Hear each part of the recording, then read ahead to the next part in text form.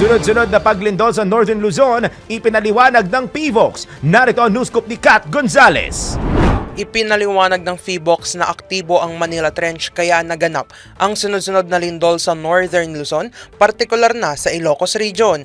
Ayon kay PHIVOLCS Director Teresito Bacolcol, nakapagtala sila ng 200 at isang pagyanig sa Ilocos Sur mula December 17 hanggang sa katapusan ng taon. Dagdag ni Director Bacolcol, indikasyon ito ng seismic hazard potential.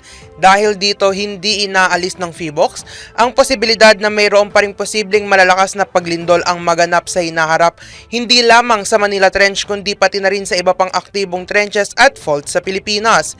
Kaya naman paalala ng PHIVOLCS Director na manatiling nakahanda upang makaiwas sa mga hindi inaasahang panganib sakaling magkaroon ng malakas na mga pagyanig.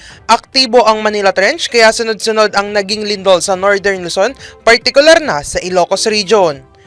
At iyan ang news scoop. Ako si Kat Gonzales, nagbabalita ng tama, naglilingkod ng tama.